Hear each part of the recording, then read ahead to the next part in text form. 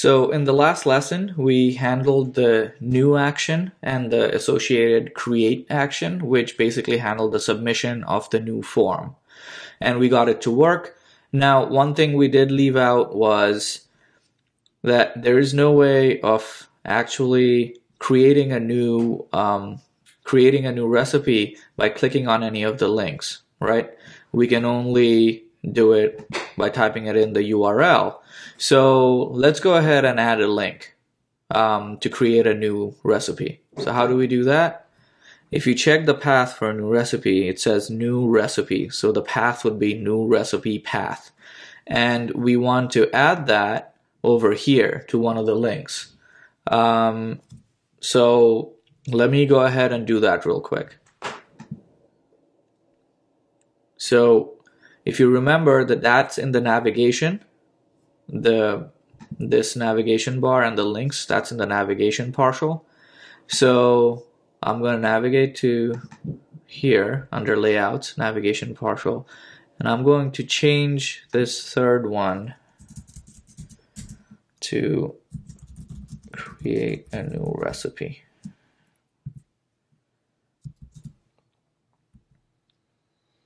Or actually, not create a new recipe, I'm just going to call it new recipe. And it's an empty link right now, so I'm just going to change that to this path right here, new recipe path. So new recipe path. Let's go ahead and ensure that that's working. If I reload the page, notice how it's changed to new recipe, and that's going to the new recipe path. Okay, great. So let's go back to our app and start building the edit action. In our recipes controller, okay, we're going to put it right below the create action right here. So again, the route for edit is edit recipe, and the path is edit recipe, and the URL is this format. So /recipe/ID/edit. So if you look at the index page, then browser recipe listing. So if you look at the index page, as I hover over any of the recipes, notice at the bottom how it shows /recipe/2. That 2 is the ID. So this one /3, this one /4, this one /5. So if I want to edit any of these, let's say I want to edit this one. This is a new recipe. I want to edit this one. So it'll be recipes/4/edit. So let's try that out. Recipes/4/edit. Let's see what happens. Okay, the action edit could not be found. So let's go ahead and create the edit action here. I'm going to make a little bit of room here. Define edit. And while we're at it, let me just handle the update action also.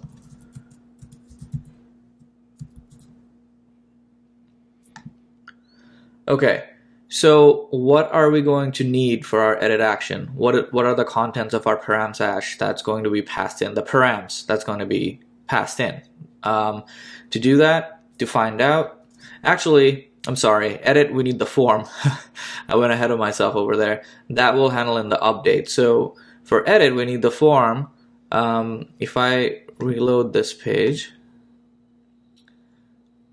you're going to see the template's missing. So let's go ahead and create the template.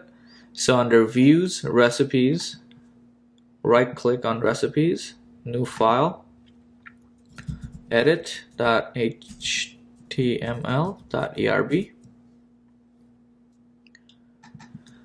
Now the edit form is going to look almost exactly the same as the new form, okay? So I'm just going to copy all of this, right? Some things are going to be different, but we'll handle that separately. So let me copy all of this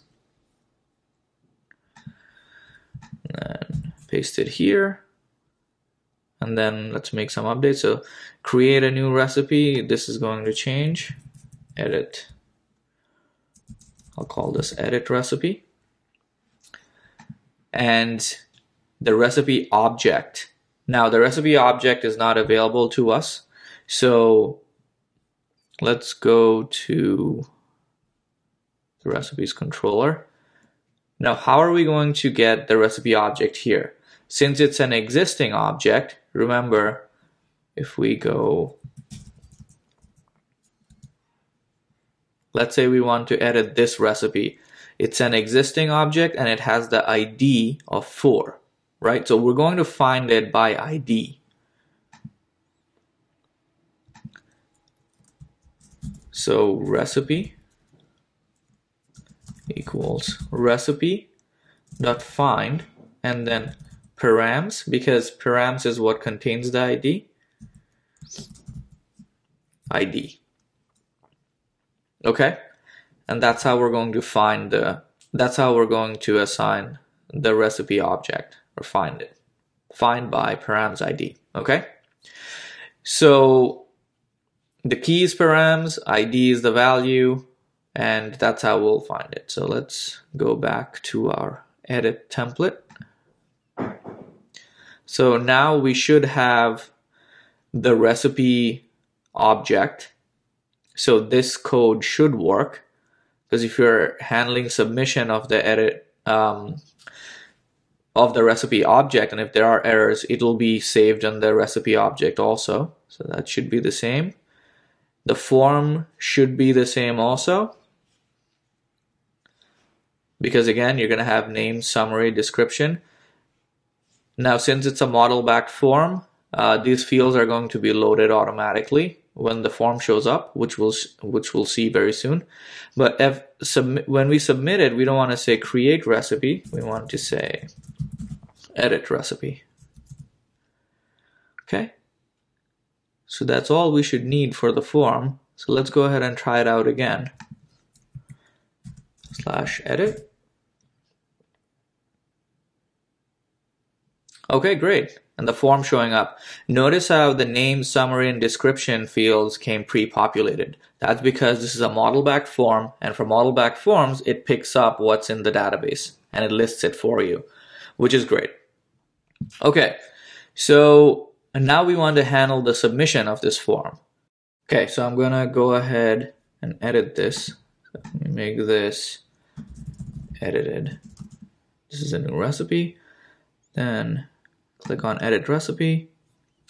Okay, so the update action is missing, so let's go ahead and handle that. Back to our recipes controller. So here, again, a recipe object equals recipe.find params ID. We'll follow the same format we did for create. So if recipe dot, here instead of save, we're going to say update, and then we're going to give it the same recipe params method to grab the name, summary, and description, which are now whitelisted.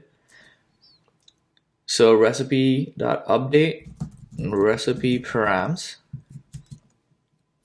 then do something else. Render edit. Okay, so here we want to send a message, success, saying your recipe was updated successfully.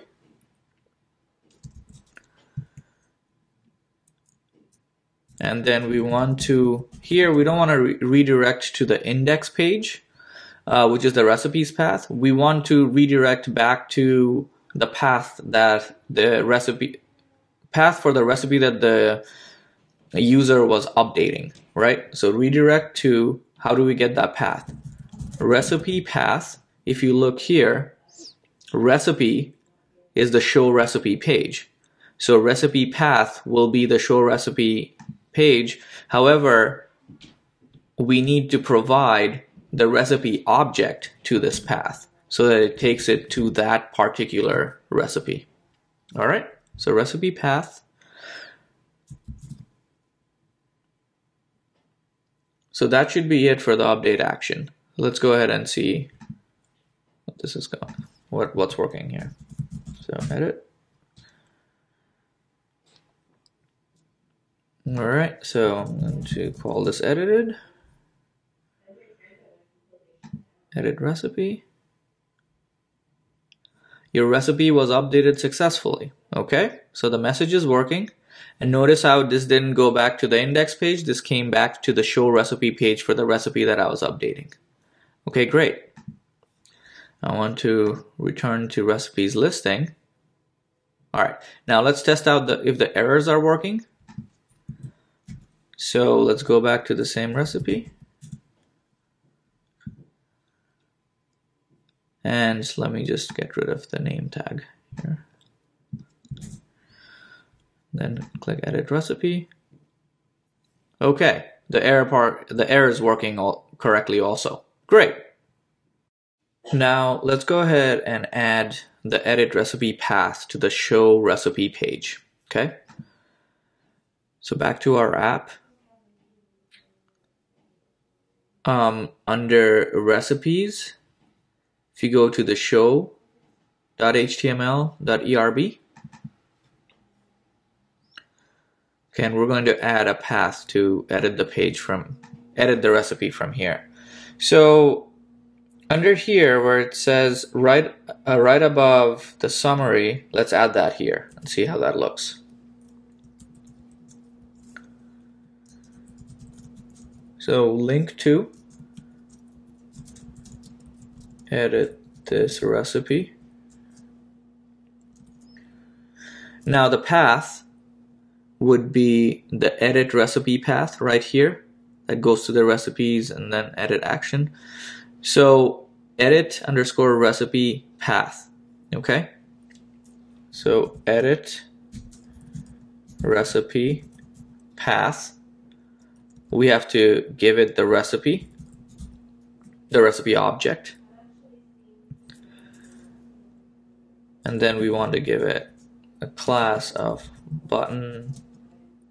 This is for styling. Button success pull right.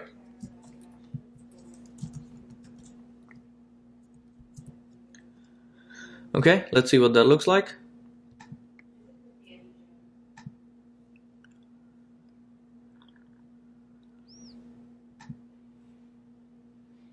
So if I go to view any of these recipes, there's the edit recipe button. Okay, now if I click on it, great. If I go to new recipe, that's working also. If I go to the index page, then click on any other one. Okay, great. Now, one thing I want to fix real quick right here, if you remember, we had added these in different lines, but it's showing up in one line over here. So we want to correct that in the description, especially when you have recipes. This format just doesn't look good. So to do that, go back to the app, and we're going to do this in the show recipe, the show.html.erb file, which is a show recipe page. Now, for description, we're just going to add this this method. It's called simple underscore format, then open bracket, and then have the recipe description inside it, and then close bracket. That should take care of that. Let's try it out. If I reload the page. Okay, perfect. That's exactly what we were looking for. All right, great. So the application's coming together very well.